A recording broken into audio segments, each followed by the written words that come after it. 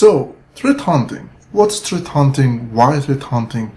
How we do threat hunting? So, I was in one of the trainings that I was delivering in Malaysia. I was talking about threat hunting, and one of the students really summarized what threat hunting is. It is basically an instant response process without an incident. It's simply like that. Threat hunting is based on a hypothesis that we have been already compromised. And through this hypothesis, you start to do the investigation and you start to dig deeper to see how you got compromised, what are the evidence of being compromised, and how you can contain an attack if there is actually an attack. This hypothesis helps you to detect if there is actually an attack or not. And if there is an attack, you're able to detect it. If you're asking me, so why we do threat hunting? Why we do an incident handling process if there is no incident, actually there is no alert of anything suspicious? The problem is that there's so many attacks that stays in the network. Like the average is the attack stays in the network, I think, for 8-9 months. And that's a really long time. If there is an attacker who is able to access the network for 8-9 months, he is able to exfiltrate all the information he needs. He's able to go from one machine to another, to the servers, and exfiltrate all the important information he wants, and maybe even wiping all the servers or installing a ransomware to even capitalize on his game. So through the time, the impact grows exponentially with the attack. And if we can reduce that gap from 8 months or 9 months to 1 month to 1 week, then we are able to minimize the risk and at the same time respond faster to this attack before it reaches even more machines or even more assets in our organization. So what's threat hunting? How do we get up with the hypothesis that we have been attacked? There's two different ways to think about it. One is to create a hypothesis of, okay, the CFO has been hacked, we will investigate on that. Or you can be based on what are the attacks that's spreading nowadays, targeting your sector or targeting your country or similar organizations to your organization. Let's say you know that there's a ransomware that's been spreading through all the different organizations that are closer to you, or even in your country and other countries around, and it's, let's say, a ransomware attack. And you know what are the tactics and techniques and procedures that this attack is being is used. Let's say he's using a spear phishing attack or a drive-by download, or he's using some PowerShell to execute some commands, or he's using Twitter to communicate with the attacker, or using domain generation algorithms to generate different domains and able to access to get access to the attacker. Rather than you rely on the indication of compromise as a way of detecting this attack, you can rely on these tactics, techniques, and behavior and investigate if these techniques has been used against your organization or is being actually actively being used. You investigate more as there is an incident of somebody who's using, let's say, using WMXX to read to other machines, or using Mimikatz, or even communicating to the CNC through Twitter, through Reddit, through DGA, or even communicating normally to a suspicious domain. You start to investigate on that, and with that assumption, you start to detect if there is actually something happening like that or not. If there's nothing happening, that's great. Now you can convert that hunting process into a new detection for you, that you get an alert every single time this is happening on your organization. Then the instant response can act on real time if there is any spot of that activities happening in your organization.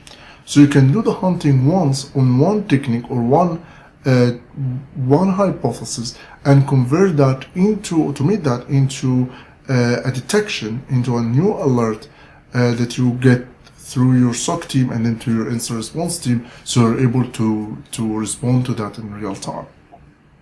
So now I know that I think about the attacks from what's the attacks happening around my organization, my country. I see how the attacks looks like every single phase, and I try to come up with hypotheses. So how I can do the threat hunting? There are three known categories of threat hunting, let's say. One is the network-based. Network-based is looking at the network, looking at the firewall logs, looking at different logs, looking even into the network flow logs from Bro and Zeek tools. And here I'm not looking for blacklisted domains or blacklisted IPs or any indication of compromise. I'm looking for a specific behavior. When I talk about behavior, I'm talking about that some network communication that should not be, that looks abnormal or suspicious, but it is not abnormal from the IDS point of view when there's specific abnormal packet or there's a threshold of communication has been done outbounds or inbounds. But I'm looking for cases, something like beaconing, for example. Beaconing is basically for known malware. They do communicate with the CNC or the command and control every, let's say, every 1 minute or every 5 minutes or every 10 minutes. They are programmably trying to communicate with the CNC every a specific amount of time, every interval. And every 5 minutes, if you are looking at the network flow for like 24 hours, you see that these domains have been accessed every 1 minute, exactly 1 minute or 1 minute and few seconds, exactly that time this has been accessed. That could be for some applications doing some updates, so it could be legitimate, or it could be something malicious, could be actually a malware who's trying to communicate to the CNC. This is a good way to detect there's actually something could be suspicious, or this could be a malware that's trying to communicate to the CNC. The domain could be not blacklisted. It could be not an indication of compromise for a known malware, but at the same time, it could be that behavior could tell you that there is actually a malware in your organization that tries to communicate to this domain on a specific interval. This is beaconing. There's also another indication, could be the long connection. If the malware is having a long connection, which is like doing the handshake, the TCP handshake, and until the fin packet, it takes long time, even hours. That's also an indication that the malware is trying to keep this communication with the attacker, keep this communication alive so he can receive any commands at any time. These cases this as a behavior could be suspicious thing to investigate on and dive deeper. This is the command control phase. There is also another category of threat hunting, which is the endpoint threat hunting. In the endpoint threat hunting, you may look at other phases in the whole attack. Let's say the execution phase, when you see a document with macro executing a Visual Basic script, that's for sure Visual Basic script for applications, and after that they execute a PowerShell command.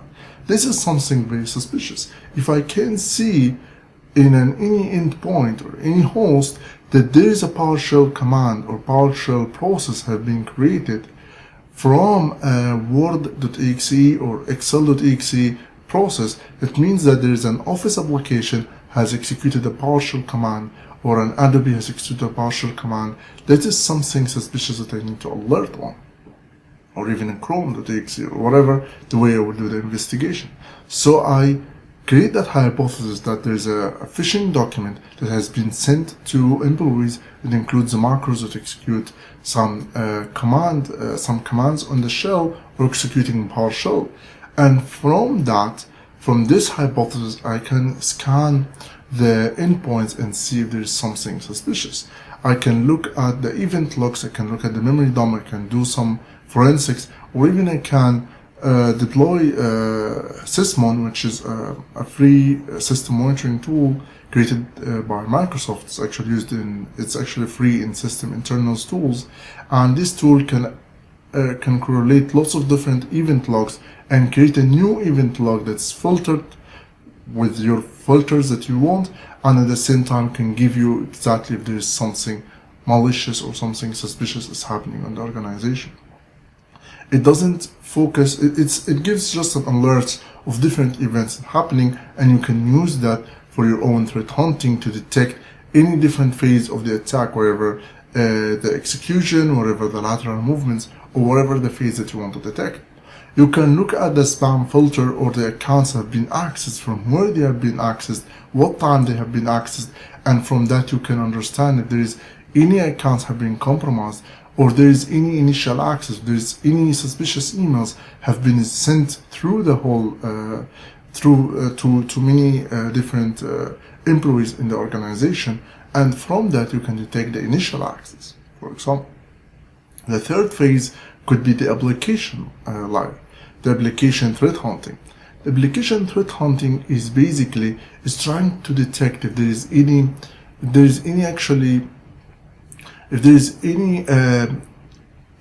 attackers has tried to abuse the website, for example, and finding an SQL injection or a different attack, trying to investigate if there is anything happening to the access logs or different logs from different applications, and through that you can dig deeper to see if there's any attacker is able to compromise the website and able to dig deeper and actually get to your install a web shell or do something malicious on your web server, for example, or any other